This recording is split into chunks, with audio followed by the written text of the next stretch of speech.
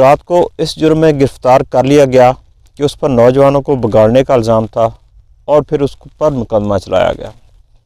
عدالت میں مقدمے کی کارروائی کے دوران سقراط نے اپنی صفائی بھی پیش کی۔ سقراط نے تلاش حق کو اپنی زندگی کا مقصد قرار دیا تھا اور اس نے اس کے لیے اپنے آپ کو وقف کر دیا تھا۔ حق بینی، حق پرستی اور حق گوئی سقراط کی شخصیت اور اس کے کردار کی نمایاں خصوصیات تھیں۔ جب اگاتھن نے کہا سقراط میں آپ کی تردید نہیں کر سکتا، تو اس پر سقراط کا جواب تھا نہیں میری جان، ایسے نہیں، بلکہ یہ کہیے کہ آپ حق کی تردید نہیں کر سکتے۔ سقراط کی تردید کرنی تو آسان ہے۔ آج کا ہمارا موضوع ہے سقراط عدالت میں۔ میں ہوں محمد اکرم اور آپ میرا یوٹیوب چینل دیکھ رہے ہیں۔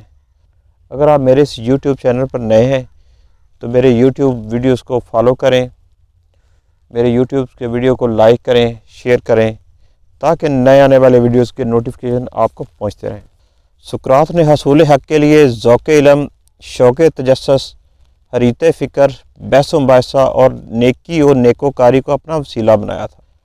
حکومت کے اغراض و مقاصد، معاشرے کے رسم و رواج، سوچ و بچار کے مروجہ پیمانے، کردار و عمل کے تمام زاویے، حق، نیکی، حسن، انصاف جیسی اقدار کے معنی وغیرہ، ان تمام مسائل کو سقراط نے اپنے ادراک اور ذہن سے جانچا، لوگوں کو غور و خوض پر مائل کیا، اور اس طرح اس نے تمام عناصر کی دشمنی مول لے لی جو چند بندے ٹکے عقائد اور اغراض کے غلام تھے۔ یہ لوگ نہ تو انسانی ذہن و روح کی گہرائیوں تک اتر سکتے تھے اور نہ ہی سماجی اور سیاسی اداروں کی حقیقی اہمیت کو سمجھ سکتے تھے۔ بس انہوں نے سقراط کے خلاف ایسا محاذ بنا لیا۔ اس پر دیوتاؤں کو نہ ماننے اور نوجوان طبقہ کو بگاڑنے کے الزامات عائد کیے گئے۔ سقراط نے جن الفاظ میں اپنی صفائی پیش کی، افلاطون نے اسے اپنی کتاب میں زندہ جاوید بنا دیا۔ سقراط نے عدالت سے مخاطب ہو کر کہا، اراکین عدالت، میں اس بات کو خوب جانتا ہوں کہ میرے خلاف گواہوں نے بہت خوبصورتی کے ساتھ شہادتیں پیش کی ہیں۔ حقیقت میں خود ایک لمحہ کے لیے گھوم گیا تھا کہ انہوں نے ایسے جھوٹے الزامات کے خوبصورتی سے میرے خلاف گھڑے ہیں، لیکن جہاں تک حقیقت کا تعلق ہے انہوں نے ایک لفظ بھی حق کا نہیں کہا۔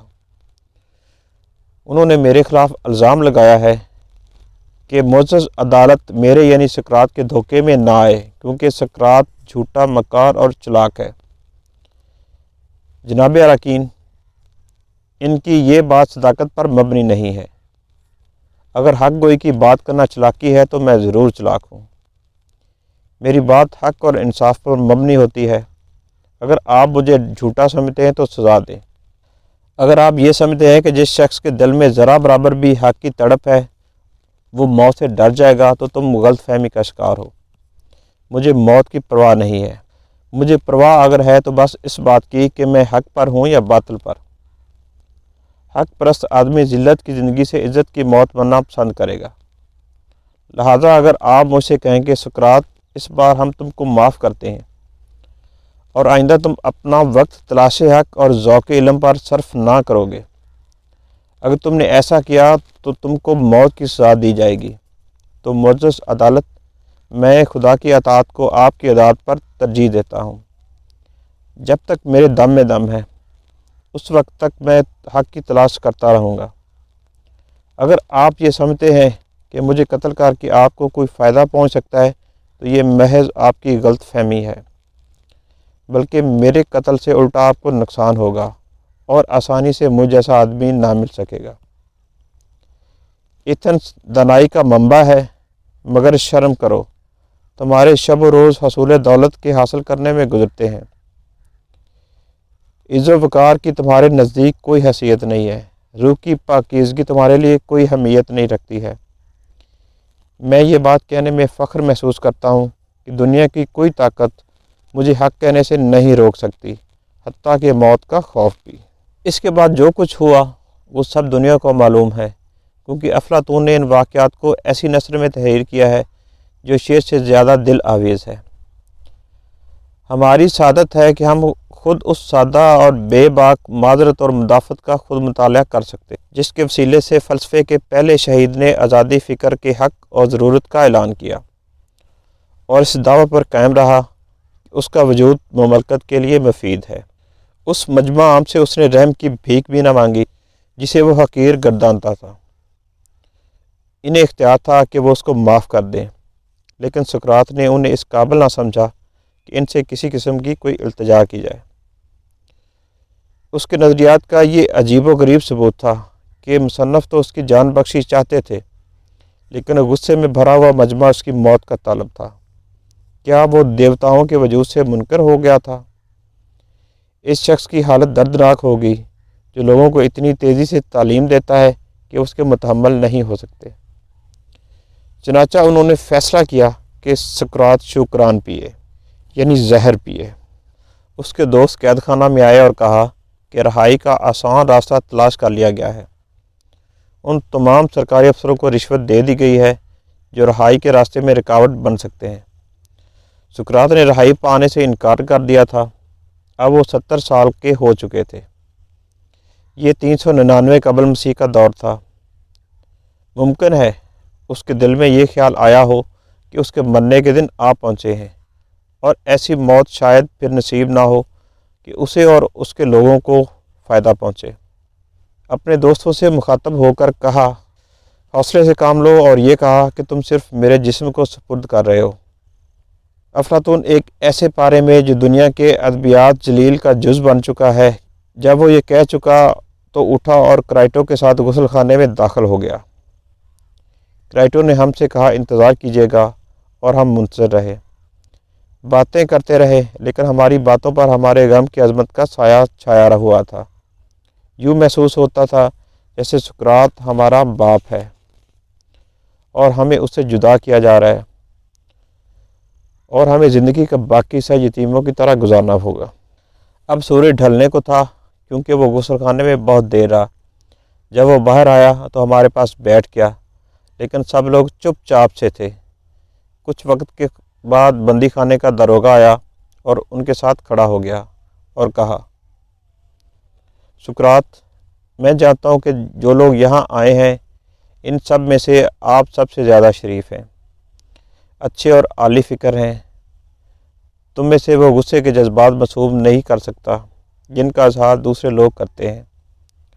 حکام کے کہنے کے مطابق انہیں زہر کا پیالہ پینے کو کہتا ہوں تو وہ غصے میں آ جاتے ہیں، مجھے گالیاں دیتے ہیں۔ مجھے تو یہ یقین ہے کہ تم مجھ پر غصہ نہیں کرو گے، کیونکہ تم جانتے ہو کہ اصلی مجرم میں نہیں اور لوگ ہیں۔ میں بھی تمہیں خدا حافظ کہتا ہوں، جو کچھ ہونا ہے وہ ضرور ہوگا۔ صبر تو بہرحال کرنا ہی پڑے گا، یہ تو تم جانتے ہی ہو کہ میں کیا کرنے آیا ہوں۔ یہ کہہ کر وہ پھوٹ پھوٹ کر رونے لگا اور مڑ کر باہر چلا گیا۔ سقراط نے اس کی طرف دیکھا اور کہا، دیوتا تمہارا نگہبان ہو، جس طرح تم کہو گے میں اسی طرح کروں گا۔ پھر ہماری طرف متوجہ ہو کر کہنے لگا، کیسا شریف شخص ہے، جب سے میں آیا ہوں یہ مجھ سے ملنے آتا ہے، اور اب دیکھو اسے کیسا رنج ہو رہا ہے۔ لیکن کرائٹو، جو وہ کہتا ہے ہمیں اس کے مطابق عمل کرنا ہوگا۔ زہر تیار ہے تو پیالہ منگاؤ، اگر نہیں تو خادم سے کہو کہ زہر تیار کرے۔ کرائٹو نے کہا، لیکن ابھی تو سورج پہاڑ کی چوٹیوں پر ہے، اور اکثر لوگ زہر دیر سے پیتے ہیں، کیونکہ جب انہیں فیصلے کی اطلاع ملتی ہے تو وہ خوب کھاتے پیتے ہیں اور جسمانی لذتیں حاصل کرنے میں مصروف عمل ہو جاتے ہیں۔ جلدی کی کیا ضرورت ہے، ابھی تو بڑا وقت پڑا ہے۔ سقراط نے کہا، ہاں کرائٹو، یہ ٹھیک ہے۔ جن کا تو نے ذکر کیا ہے ان کو یہی طریقہ اچھا لگتا ہے۔ وہ سوچتے ہیں کہ موت میں دیر ہوگی تو انہیں کوئی فائدہ ہوگا، لیکن میری سوچ الٹ ہے کہ زہر دیر سے پینے سے کوئی فائدہ نہ ہوگا۔ اس جان کو کیا بچانا جو جا چکی ہے، اگر دیر کی تو خود پر ہنسی آئے گی۔ اس لیے اب میرا کہنا نہ موڑو اور میں جو کہتا ہوں وہی کرو۔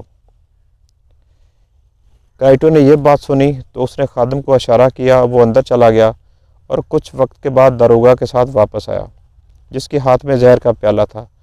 سقراط نے کہا، میرے اچھے دوست، تم ان باتوں سے خوب واقف ہو، بتاؤ مجھے کیا کرنا چاہیے۔ داروغے نے کہا، چلتے پھرتے رہو۔ اس کے ساتھ ہی زہر کا پیالہ سقراط کو دے دیا۔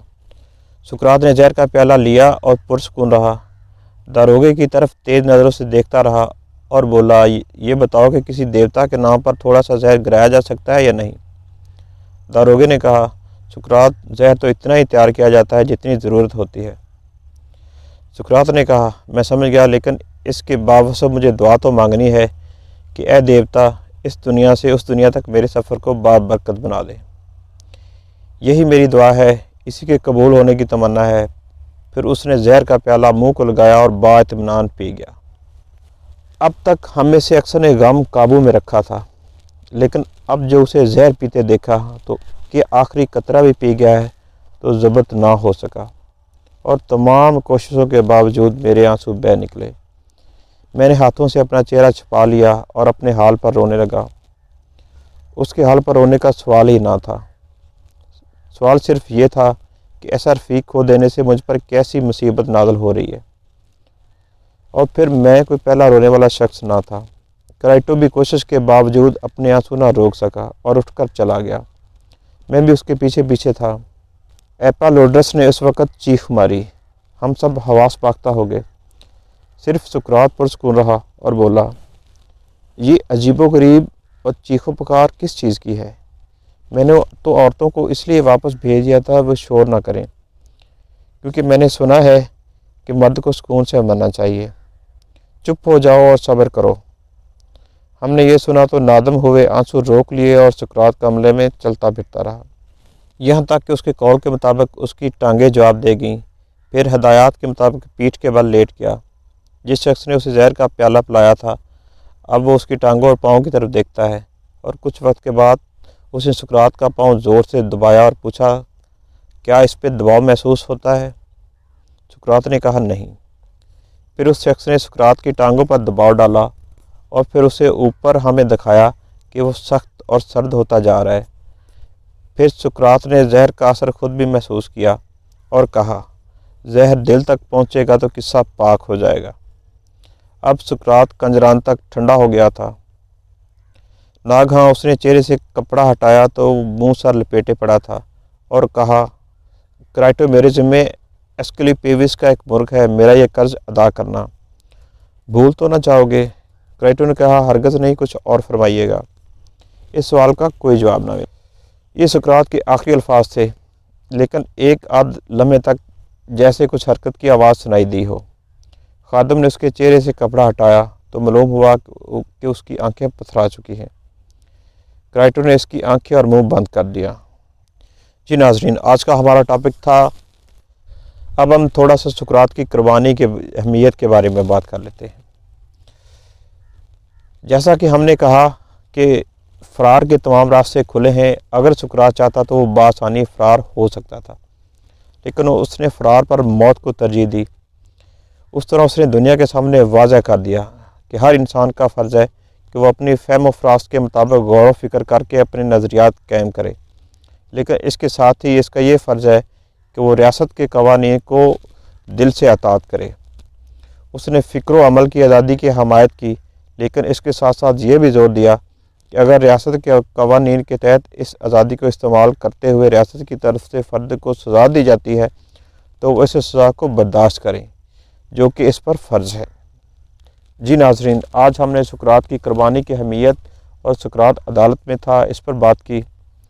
اگر سقراط چاہتا تو وہ بھاگ بھی سکتا تھا، لیکن اس نے قربانی کو زیادہ ترجیح دی۔